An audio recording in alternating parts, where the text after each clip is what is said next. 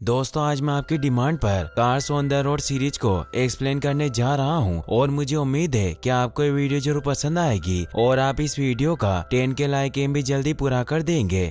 इस कहानी की शुरुआत में हमें लाइटिंग मैक्वीन को दिखाया जाता है जो अभी रेडिएटर स्प्रिंग में होता है। वो ग्राउंड का एक चक्कर लगाता है, तभी उसके पास मेटर आता है जिससे मैक्वीन डर जाता है। मेटर उसे बताता है कि मैं अपनी बहन की शादी में जाने के लिए पूर्व की ओर जा रहा हूँ। मैक्वीन इससे हैरान होता है कि उसकी एक बहन है। अगले सीन में हम देखते हैं कि सभी कार मिलकर मेटर की बहन की शादी के बारे में बात कर रहे थे, लेकिन तभी वहाँ पर मेटर और मैक्वीन भी आ जाते हैं। यहाँ पर सभी कार्स मेटर को उसकी बहन की शादी के लिए बधाइयां देते हैं। मेटर उन्हें बताता है कि मेरी बहन और मेरी ज्यादा नहीं बनती, इसीलिए हम काफी वक्त से एक दूसरे से नहीं मिले। मैक्वीन उसे कहता है कि मैं भी तुम्हारे साथ चलूंगा। मेटर इससे खुश होता है। अब वो दोनों अपने सफर पर निकल जाते हैं। रास्ते में मैक्वीन मेटर से पूछता है कि तुमने कभी अपनी बहन के बारे में जिक्र क्यों नहीं किया, तो मेटर उसे बताता है कि मैं अपनी बहन के बारे में ज्यादा नहीं सोचता। तभी उन्हें एक डायनासोर दिखाई देता है जिससे वो दोनों डर जाते हैं, मगर मैक्वीन देखता है कि एक डायनो पार्क है। इससे वो बहुत खुश होता है क्योंकि उसे डायनो पार्क बहुत पसंद थे, इसीलिए वो दोनों अंदर जाते हैं। वो एक बहुत ही बड़ा अम्यूजमेंट पार्क था। मैक्वीन यहाँ पर मेटर से कहता है कि उन्हें कुछ देर इसी जगह पर आराम करना चाहिए और ने वहाँ घूमते घूमते कई सारे डायनासोर के शेप में कार्स दिखाई देती है। अभी इसी जगह पर उन्हें एक वर्कशॉप के बारे में पता चलता है जहाँ पर सभी कार्स आए हुए थे और एक प्रोफेसर उन्हें कार्स की हिस्ट्री और डायनासोर अम्यूजमेंट पार्क के बारे में बता रही थी। वहाँ लेक्चर सुनते सुनते मेटर को नींद आ जाती है और अपनी आंखें बंद कर लेता है, जिससे वो गहरे सपने में चला जाता है जहाँ पर वो देखता है कि वो अभी डायनासोर की दुनिया में पहुँच चुका है, जहाँ पर एक बहुत बड़ा क्रेन डायनासोर उसके दोस्त मैक्वीन को पकड़कर खाने वाला है, लेकिन तभी मेटर उसे बचा लेता है। अब यहाँ पर वो डायनासोर उन दोनों के पीछे पड़ जाता है, लेकिन जैसे तैसे वो दोनों भी उस डायनासोर से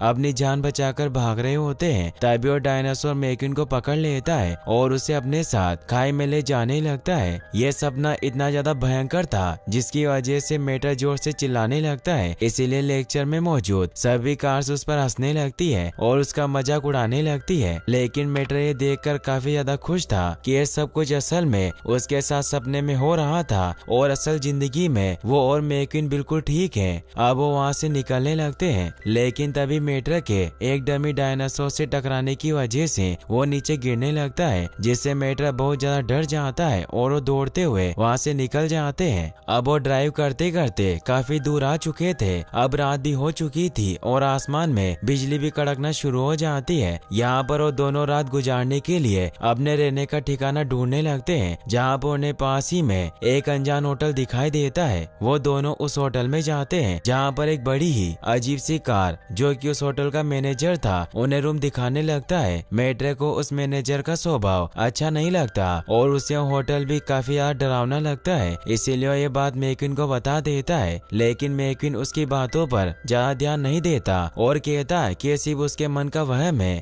अब वो दोनों अपने रूम में पहुंच जाते हैं जहाँ पर मेटर काफी ज्यादा थक चुका होता है, इसीलिए वहीं पर सो जाता है। मगर तभी मैक्वीन को वहाँ पर डरावनी आवाजें और चीखें दिखाई देने लगती है, जिससे वो बहुत डर जाता है। उसे कोई आवाज अपनी तरफ बुलाती है, इसीलिए वो बाहर आता है। तभी उसे कुछ कार की तस्वीरें दिखाई देती है, जिससे वो काफी डर जाता है, लेकिन फिर भी वो उन सब को अनदेखा करके आगे बढ़ने लगता है। और तभी अचानक उन सभी तस्वीरों में से उन कार्स की आत्माएं बाहर आ जाती है जो कि मैक्वीन के पीछे पड़ जाती है। यहाँ पर उन आत्माओं को देखकर मैक्वीन काफी ज्यादा डर जाता है और अब अपनी जान बचाकर भागने लगता है। यहाँ पर भागते भागते वो होटल के उस कोने में आ जाता है जहाँ पर उसे दो ब्लू कलर की कार्स दिखाई देती है और देखते ही देखते वो भी शैतान में बदल जाते हैं। यहाँ पर मैक्वीन काफी ज्यादा डर जाता है और वहाँ से भी भागने लगता है, लेकिन तभी उसे किसी कमरे से आवाज आने लगती है और जब वो उस कमरे के दरवाजे को खोलकर देखता है तब अंदर बहुत सारे भूतिया कार्स पार्टी मना रहे होते हैं, जो कि मैक्वीन को भी अपनी पार्टी में शामिल कर लेते हैं और उसे जबरदस्ती डांस करवाते हैं। यहाँ पर जैसे तैसे मैक्वीन अपनी जान बचाकर भागना चाहता है, लेकिन तभी उसे एक और भूतिया कार दिखती है जिसके इंजन से आग निकल रही थी।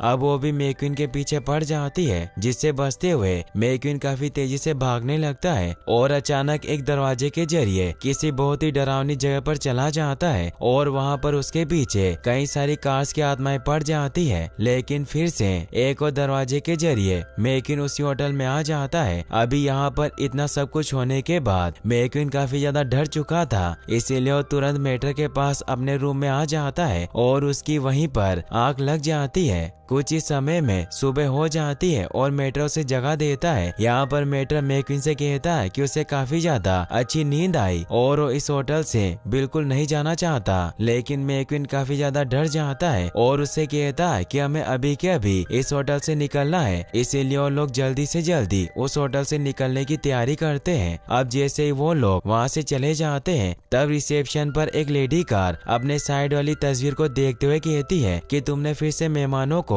परेशान करना शुरू कर दिया रेंडी। और तभी वहाँ पर उस तस्वीर से रेंडी का भूत आ जाता है और जोर जोर से हंसने लगता है। वहीं मैक्विन और मेटर अपने डेस्टिनेशन की तरफ बढ़ रहे होते हैं। वो दोनों आपस में कुछ बातें भी कर रहे थे। यहाँ पर ड्राइव करते करते वो लोग एक जगह पर पहुँच जाते हैं जिसका नाम होता है सोल्व फ्लैट्स। उन दोनों को ये जगह काफी ज्यादा अच्छी लगती है, इसीलिए कुछ देर यहाँ पर घूमने का प्लान बनाते हैं। आगे हम देखते हैं कि उस जगह पर उन्हें कई सारी मॉडिफाइड कार्स दिखाई देती है जो कि दिखने में काफी ज्यादा एडवांस लग रही थी। असल में वो सभी कार्स एक रेस की तैयारी कर रहे थे, इसीलिए उन्होंने खुद को कई सारे जेट्स और हाईटेक इंजन लगा दिए थे ताकि वो लोग रेस में जीत पाए। यहाँ पर मैक्विन अपने दोस्त मेटर को उन सारी कार्स के बारे में बताने लगता है कि कैसे इस रेस में वही कार जीतेगी जो काफी ज्यादा स्पीड से भाग पाएगी। अब यह बात सुनकर मेटर को भी उस रेस में पार्टिसिपेट करने का मन करता है। तभी वहाँ पर उन्हें दो कार ब्रदर्स दिखाई देते हैं जो कि असल में कार मॉडिफायर्स थे। उन्हें पता चलता है कि मेटर भी इस रेस में भाग लेने की सोच रहा है, इसीलिए वो लोग उसे कहते हैं कि वो दोनों मिलकर मेटर को हाईटेक जेट्स लगा देंगे जिसकी वजह से वो भी इस रेस में पार्टिसिपेट कर पाएगा और काफी तेजी से भाग पाएगा। मेटर इससे बहुत खुश होता है मगर मैक्विन उसे ऐसा करने से मना करता हुआ कहता है कि हम बस यहाँ से गुजर रहे थे। मगर मेटर उसे बताता है कि मैं हमेशा से फास्ट बनना चाहता था और उन दोनों कार ब्रदर्स के साथ गैराज में चला जाता है जहाँ पर वो लोग उसे काफी ज्यादा मॉडिफाइड करते हैं और उसके ऊपर काफी सारे पावरफुल इंजन लगा देते हैं। अब मेटर रेस करने के लिए तैयार था, इसीलिए उसे ट्रैक पर लॉन्च किया जाता है। मेटर फुल स्पीड में आगे बढ़ने लगता है। मैक्विन को मेटर की काफी ज्यादा चिंता हो रही थी, इसीलिए वो भी उसके पीछे पीछे इस रेस में भागने लगता है। हालांकि मेटर को रेस करने में काफी ज्यादा मजा आ रहा था, इसीलिए सभी रिकॉर्ड को तोड़ता हुआ आगे बढ़ता है। मैक्विन भी बहुत फास्ट आगे बढ़ने लगता है। उसकी स्पीड इतनी ज्यादा थी कि जजेस के स्पीडोमीटर भी क्रैक होने लगते हैं। मगर अब ज्यादा स्पीड की वजह से मेटर के ऊपर लगे हुए वो सारे जेट्स और नटबोल्ट सब निकलने लगते हैं और एक एक करके उसकी बॉडी से अलग होने लगते हैं। मैक्विन इससे काफी ज्यादा घबरा जाता है। तभी अचानक टाइम फ्रीज हो जाता है और उसकी आत्मा अपनी बॉडी से निकलकर soul of the speed demon से मिलती है जो कि मौत का फरिश्ता था। यहाँ पर वो फरिश्ता मेटर से कहता है कि तुम इतनी स्पीड से ड्राइव कर रहे थे जिसकी वजह से तुम्हारी मौत होने वाली थी और अब कुछ ही समय में तुम मरने वाले हो, इसीलिए मैं तुम्हें लेने आया हूँ। यहाँ पर मेटर उस फरिश्ते की बात टाल देता है और कहता है कि मैं इस रेस को जीत कर ही रहूंगा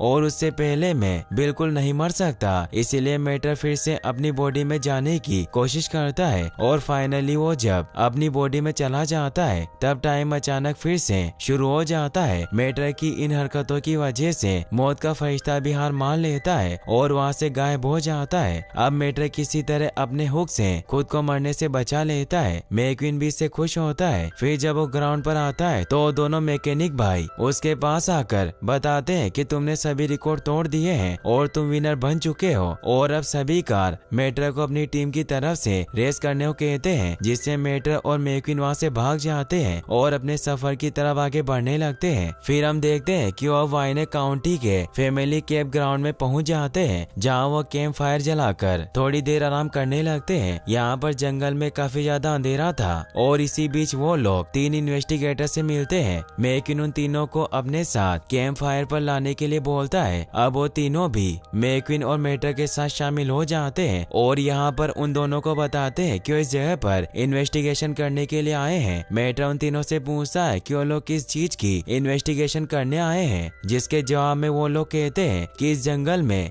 एक बिग फुट रहता है जिसने कई दिनों से अपनी दहशत बनाकर रखी रखी है। वो लोग मेटर को ये भी बताते हैं कि इस बिगफुट से सभी लोग डरते हैं और इसी कारण उस जंगल में कोई नहीं आता।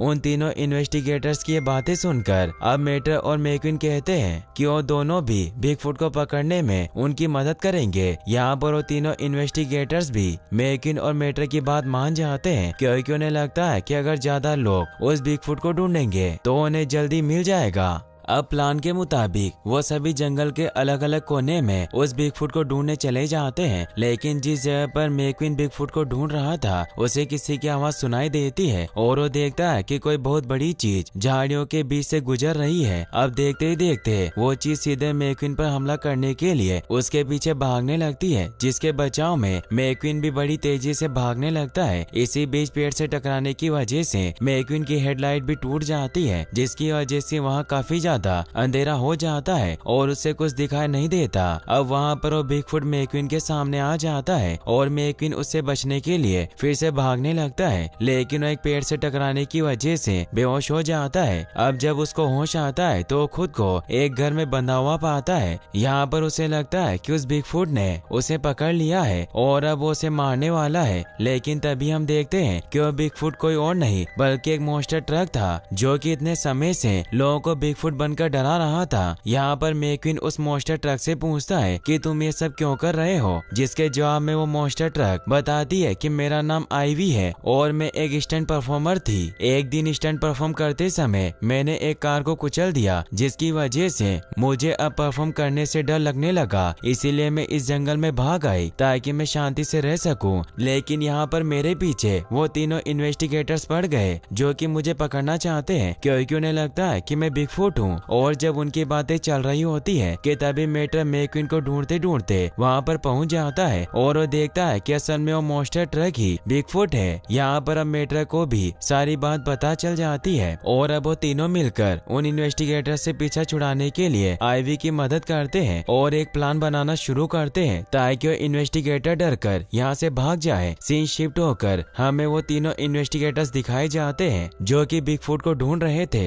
यहाँ पर प्लान के मुताबिक आईवी, मेटर और मैक्विन बड़ी चालाकी से उन तीनों इन्वेस्टिगेटर्स को पकड़ लेते हैं और मैक्विन उनके सामने एक एलियन का बेस बनाकर जाता है ताकि वो लोग डर जाएं। वहीं दूसरी तरफ मेटर ऐसा दिखाता है कि जैसे उसे एलियंस ने पकड़ लिया हो और आईवी भी एक बड़े से एलियन के बेस में उनके सामने आ जाती है। इन तीनों का प्लान सक्सेसफुल होते हुए नजर आ रहा था, क्योंकि वो तीनों इन्वेस्टिगेटर बुरी तरीके से डर चुके थे और तुरंत अपनी जान बचाकर वहाँ से भाग जाते हैं। मेटर और मैक्विन अब वहाँ से निकलने लगते हैं, मगर तभी आईवी उनके पास आ जाती है, क्योंकि आईवी को मेटर और मैक्विन की दोस्ती पसंद आई थी, इसीलिए वो भी अब उनकी दोस्त बनना चाहती थी। वो उन्हें कहती है कि मैं भी तुम्हारे साथ चलना चाहती हूँ, क्योंकि मैं यहाँ बोर हो चुकी हूँ। मेटर और मैक्विन भी इससे खुश होते हैं और अब वो तीनों साथ में अपने सफर पर निकल जाते हैं। अगले दिन हम देखते हैं कि वो तीनों कार वॉशिंग सेंटर आए हुए थे, क्योंकि इतने समय तक जंगल में रहने की वजह से आईवी काफी ज्यादा गंदी हो चुकी थी, इसलिए उसे वॉश की जरूरत थी। वहाँ पर वॉशिंग सेंटर पर एक कार आईवी को उस वॉशिंग मशीन के अंदर डाल देता है, जिससे बाहर निकलने के बाद आईवी एकदम चमकने लगती है और बहुत ज्यादा खुश नजर आती है। वो इस बात के लिए मैक्विन और मेटर को थैंक यू कहती है, क्योंकि उन दोनों ने उसकी इतनी ज्यादा मदद की थी। आगे हम देखते हैं कि वो तीनों फिर से सफर पर निकल पड़े हैं और आपस में बातें भी कर रहे होते हैं, जहाँ पर आईवी उन दोनों को अपने बारे में कई सारी चीजें बताने लगती है। यहाँ पर वो लोग चलते चलते एक सर्कस के पास पहुँच चुके थे, इसीलिए आईवी और मेटर डिसाइड करते हैं कि वो लोग कुछ देर इस सर्कस में घूमेंगे। लेकिन यहाँ पर मैक्विन उस सर्कस के अंदर बिल्कुल नहीं जाना चाहता था, क्योंकि उसे बचपन से क्लाउन से डर लगता था। अब न चाहते हुए भी मैक्विन को उन दोनों के साथ सर्कस के अंदर जाना पड़ता है। यहाँ पर वो तीनों कई सारे जोकर कार से मिलते हैं और बाकी कार्स की रेस को भी देखते हैं, जो कि उस सर्कस में स्टंट परफॉर्म कर रहे थे। हालांकि उनकी परफॉर्मेंस देखकर मैक्विन को काफी ज्यादा डर लगने लग जाता है, क्योंकि उसे पहले से ही उछल कूद वाली चीजों से नफरत थी। लेकिन यहाँ पर कुछ परफॉर्मर कार्स उन तीनों के पास आ जाते हैं और आईवी को देखकर कहते हैं कि तुम काफी ज्यादा मॉडिफाइड और परफेक्ट लग रही हो हमारे परफॉर्मेंस के लिए। यहाँ पर आईवी बहुत ज्यादा खुश हो जाती है, क्योंकि उसे सर्कस में परफॉर्मेंस करने का मौका मिल रहा था। था, लेकिन साथ ही साथ उसे ये भी डर लग रहा था कि कहीं उसके पिछले परफॉर्मेंस की तरह वो इस बार भी कुछ गड़बड़ी ना कर दे और किसी कार को ना कुचल दे। हालांकि मेट्रो और मैक्विन उसका हौसला बढ़ाने की काफी कोशिश करते हैं, जिसके बाद आखिरकार आईवी वो परफॉर्मेंस देने के लिए तैयार हो जाती है। यहाँ पर अब कई सारी कार्स एक लाइन में लगी हुई थी, जिनके ऊपर से छलांग मारकर आईवी को उन्हें पार करना था। जब वो स्टैंड करने लगती है तब अचानक पहले की तरह उसका बैलेंस बिगड़ जाता है और वो एक कार पर गिरने वाली होती है, लेकिन तभी किसी तरह से वो खुद को बैलेंस और संभाल लेती है और वहीं पर डांस करने लग जाती है, जिससे वहाँ पर मौजूद किसी को भी पता नहीं चलता कि आईवी का बैलेंस बिगड़ चुका है, बल्कि उन सबको लग रहा था कि एक परफॉर्मेंस का ही पार्ट है। यहाँ पर आईवी के परफॉर्मेंस की वजह से सभी काफी ज्यादा खुश हो जाते हैं। आईवी भी काफी खुश थी और जब मैक्विन उसके पास आता है तो उसे बताती है कि अब मैं भी इन सर्कस वालों के साथ यही शो करूंगी, क्योंकि मेरा बचपन से ये सपना था कि मैं एक परफॉर्मर बनूं। मैक्विन भी उसकी बात समझ जाता है और अब मेट्रो और मैक्विन आईवी को यहीं छोड़कर अपने आगे के सफर पर निकल पड़ते हैं। इसी बीच आईवी एक बार फिर से उन दोनों को शुक्रिया कहती है और उसके बाद वो दोनों वहाँ से चले जाते हैं। वो लगातार आगे बढ़ रहे होते हैं। वो एक ऐसी जगह पर पहुंच जाते हैं जहाँ पर बहुत सारे ट्रक्स मिलकर आराम कर रहे थे। मैक्विन सामान लेने के लिए अंदर स्टोर में चला जाता है, तभी मेट्रो वहाँ घूमकर सभी ट्रक को देखने लगता है और उसे बहुत बुरा लगता है, क्योंकि वो खुद एक ट्रक था और उसके मुकाबले बाकी सारे ट्रक्स काफी ज्यादा एडवांस और वेल मेंटेड लग रहे थे। यहाँ पर वो अब काफी ज्यादा दुखी हो जाता है, लेकिन तभी हम देखते हैं कि उसे दुखी देखकर बाकी सभी ट्रक्स उसके पास आ जाते हैं और उसे मनाने के लिए गाना गाने लगते हैं। यहाँ पर वो सब ट्रक्स अपने गाने के जरिए मेट्रो को बताने की कोशिश करते हैं कि ट्रक्स कितने ज्यादा इम्पोर्टेंट होते हैं और वो हर काम को कर सकते हैं। यहाँ पर हमें एक बहुत ही मजेदार परफॉर्मेंस दिखाई जाती है और उन ट्रक्स का काफी अच्छा गाना दिखाया जाता है, जिसके दौरान वो सब ट्रक्स अपनी अपनी खूबियां बताते हैं और ट्रक्स की इम्पोर्टेंस बताते हैं कि किसी ट्रक का काम छोटा या बड़ा नहीं होता। मेट्रो भी उनकी बात समझ चुका था और वो काफी खुश नजर आ रहा था। अब मैक्विन भी स्टोर से बाहर आ जाता है और वो मेट्रो को बताता है कि मैंने कुछ नहीं खरीदा और वो दोनों वापिस से अपने सफर पर आगे निकल पड़ते हैं। कुछ दिनों के सफर के बाद वो एक शहर में पहुंच जाते हैं। वो लोग यहाँ पर पूरे शहर में घूम रहे थे और उन्हें काफी मजा आ रहा था, लेकिन तभी वो देखते हैं कि पास ही की जगह पर कोई मूवी की शूटिंग चल रही है। जब वो दोनों उस जगह पर पहुंचते हैं तब देखते हैं कि असल में किसी ज़ॉम्बी साइंस फिक्शन मूवी की शूटिंग हो रही है। तभी वहाँ पर एक ट्रक मैक्विन को पहचान लेता है कि वो एक फेमस रेसर है, इसीलिए वो मैक्विन को डायरेक्टर के पास ले जाता है, जो मैक्विन को एक रोल देते हैं, जिससे मैक्विन भी खुश होता है और बिना सोचे समझे रोल के लिए हाँ कर देता है। लेकिन शूटिंग के दौरान जब उसे एक पुलिस कार का रोल करने को कहा जाता है तो मैक्विन बहुत ज्यादा गलतियाँ करता है, जिसकी वजह से डायरेक्टर को काफी ज्यादा परेशानी हो रही थी। असल में यहाँ पर मैक्विन के खराब एक्टिंग की वजह से वो लोग मूवी को ठीक से नहीं बना पाते, इसीलिए अब वो सभी मूवी मेकर्स मेट्रो को भी एक रोल दे देते हैं। इस बार वो लोग देखते हैं कि मेट्रो अपने रोल को काफी अच्छे से कर रहा है और उनकी मूवी भी काफी अच्छी बन रही है, इसीलिए वो लोग मैक्विन को छोड़कर मेट्रो पर ही ज्यादा ध्यान देने लगते हैं। इस बात की वजह से मैक्विन को काफी ज्यादा बुरा लगता है और वो अब मेट्रो से जलने लगता है। वहीं हम देखते हैं कि मेट्रो की एक्टिंग की वजह से उसे काफी सारे रोल्स मिल रहे हैं और इस बात की वजह से मैक्विन को काफी ज्यादा बुरा लगने लगा था।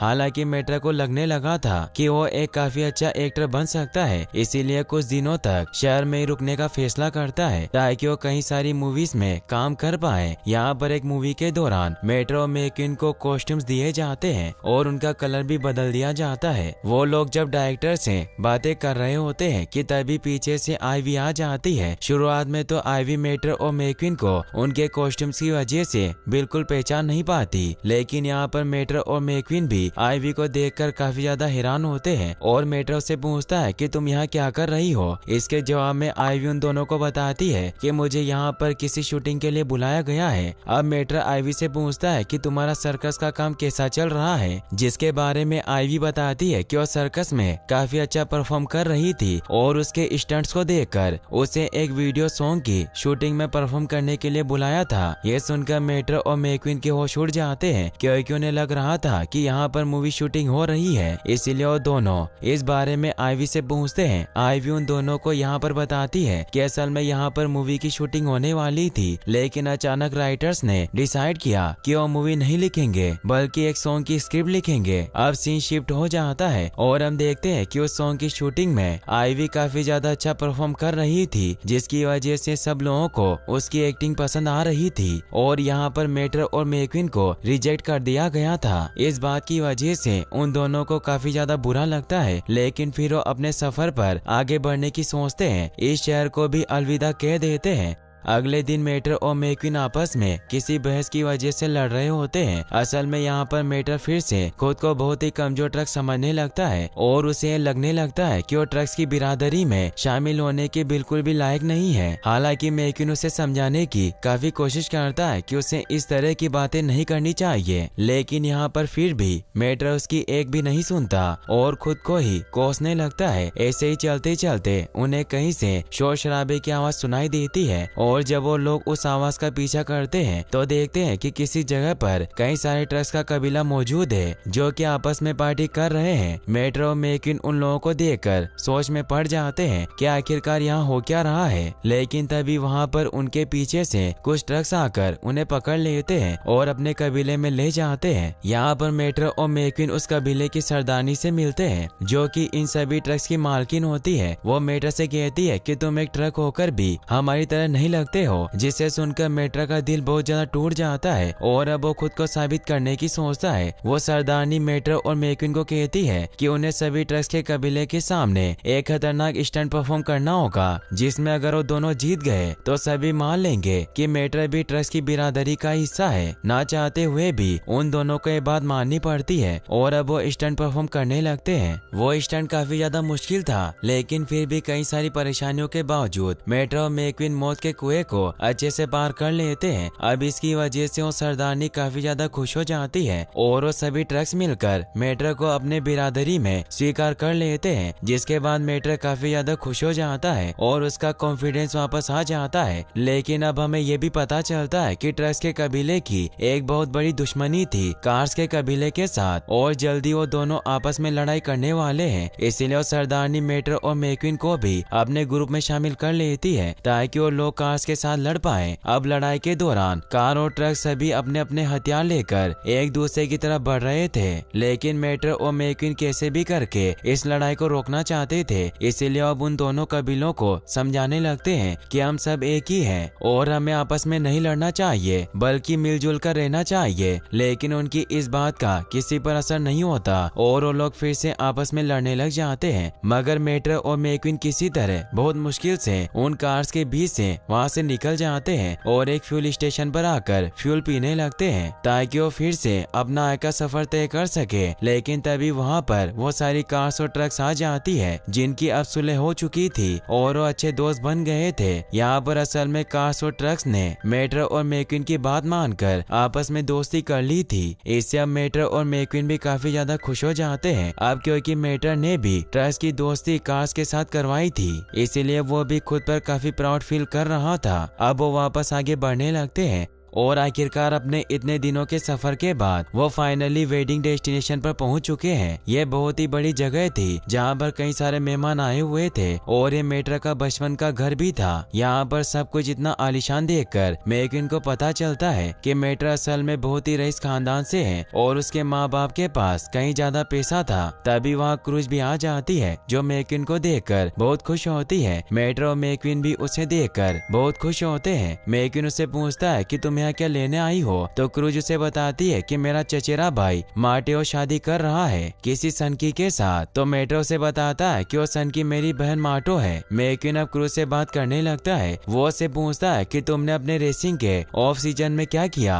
तो क्रूज उसे बताती है कि मैंने एक रेसिंग स्कूल शुरू किया और मैं अभी फ्रेंच सीख रही हूँ। फिर वो मैक्विन से पूछती है कि तुम अभी क्या कर रहे हो, तो उसे बताता है कि मैं अभी मेटर के साथ एक वाइल्ड रोड ट्रिप पर था और अब मैं घर पर जाकर आराम करूंगा। तभी वहाँ माटेओ और माटो वेडिंग के लिए आ जाते हैं, मगर माटो मेट्रा को देख लेती है और उसके पास आ जाती है। मेट्रा उसे अपने दोस्तों से मिलवाता है, मगर वो दोनों खुद ही आपस में बचपन की तरह लड़ने लग जाते हैं कि उन दोनों में कौन बेहतर है। माटो शादी को छोड़कर मेट्रा के साथ अलग अलग गेम खेलती है, जिसमें कोई बार मेट्रा जीता था तो कोई बार माटो। सभी लोग उन दोनों भाई बहन के इस अजीब बर्ताव से परेशान हो जाते हैं। क्रूज उन दोनों को अकेले में लेकर जाती है कि तुम्हें इस तरह से लड़ना नहीं चाहिए, तो दोनों उसकी बात समझ जाते हैं और दोनों बहुत खुश होते हैं। और अब माटो शादी के लिए तैयार थी, लेकिन तभी मेरिज अधिकारी वहाँ से भाग जाता है क्योंकि उसे दूसरी शादी में जाना था। इससे माटेओ और माटो बहुत दुखी होते हैं, तो क्रूज उन्हें बताती है कि आपको चिंता करने की कोई जरूरत नहीं है क्योंकि मेरे पास मैरिज करवाने का